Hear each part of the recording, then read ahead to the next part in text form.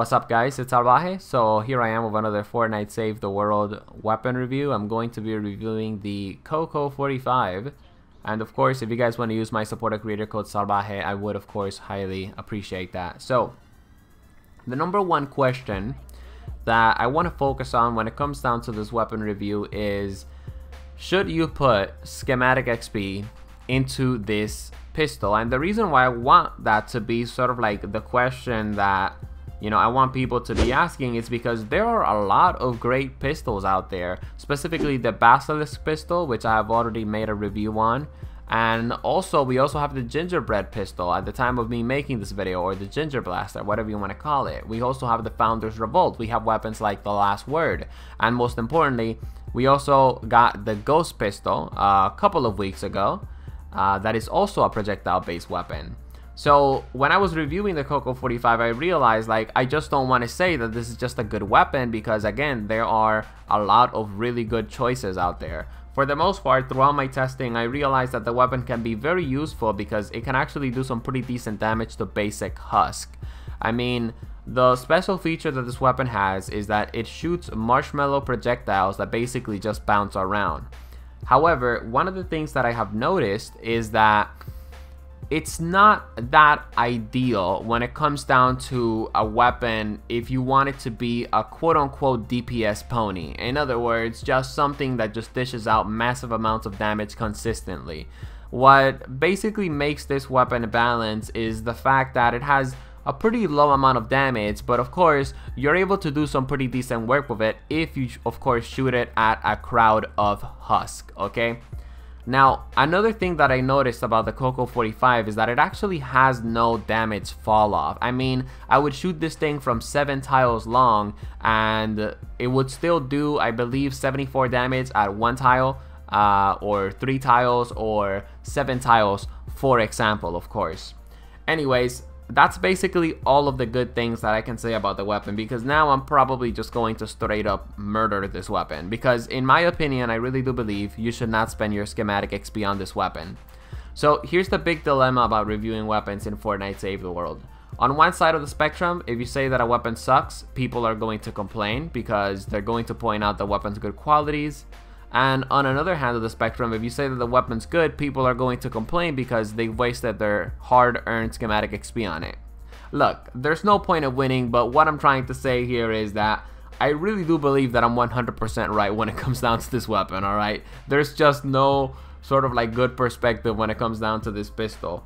Yes, it's true, it's unique, and it can do some pretty decent damage when it comes down to basic husk, but for the most part, like I pointed out earlier, it has really low damage values. Even when you land a critical hit, in my opinion, I believe the weapon just isn't worth running. Specifically, if you are even running a Ranger Outlander. Because, of course, you can run other better options out there, like the Last Word, like the Basilisk, like the Ginger Blaster, which is going to give you, of course, higher damage values. And if you want a really good weapon, of course, when it comes down to the crowd control, you can, of course, use the Founders Revolt. The Last Word is also pretty decent, and in my opinion, even the Ghost pistol is probably a better choice when it comes down to taking care of a lot of husks that are grouped up together with a Ranger Outlander.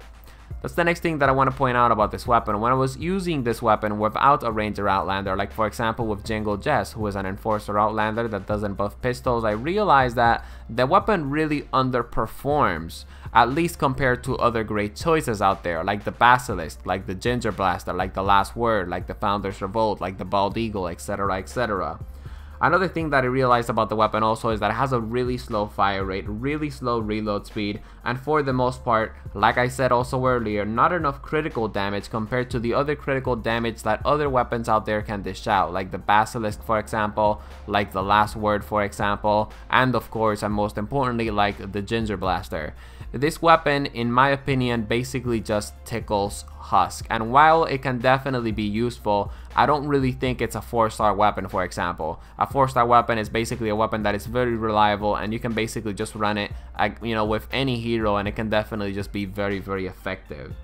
Last but not least, and one of the biggest things that holds this weapon back, is the projectile. The projectile speed is actually pretty decent, so it's kind of easier in my opinion to just sort of land shots on mist monsters and you know, Husky Husk gun, just targets that are like within a little bit of far away. But for the most part, you still have to lead your shots, and something that I've noticed is that if I'm shooting the Husk within like a medium range, which again, it's a range that this weapon is, you know, not really, you know, ideally used for, but the point is, you're shooting someone from like medium range with this weapon, and it's just going to lose effectiveness, right? Because you're going to be missing a couple of projectiles. Throughout my testing with this weapon, lastly, one of the things that I realized is that when the magazine runs out for this weapon, like, you know, you've almost basically done next to no damage when it comes down to mist monsters, and of course when it comes down to Husky Husk. You've damaged them a little bit, but of course not that much. Now the biggest counter argument is that, well, this weapon is of course supposed to be balanced out, and it's supposed to be a good weapon when it comes down to crowd control. But then again, we have things like the Noble Launcher, we have things like the Founders Revolt, we have things like the Firecracker Pistol, the Bowler Launcher, the Bazooka, etc, etc. You guys get the point.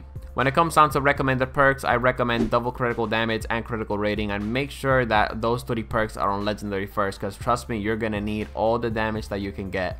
When it comes down to the star rating, I definitely think this is a 3 out of 5 stars. You know, it's just reliable, and you know, in my opinion, it's not super effective, at least when it comes down to other pistols that we have right now in the game that can do a very efficient job. And as you guys know, when it comes down to my weapon reviews, I don't like to sort of compare weapons around a lot, but with this weapon, I wanted to make sure that you guys are getting your schematic XP worth, and in my opinion, I don't think you should spend your hard-earned schematic XP on this weapon. And yeah, you shouldn't even waste your reperk on this thing either, because again, it's just not worth it. Anyways, I hope you guys enjoyed the Fortnite Save the World weapon review, and of course, if you enjoyed it, feel free to drop a like and subscribe for more in-depth Fortnite Save the World weapon reviews. Peace out.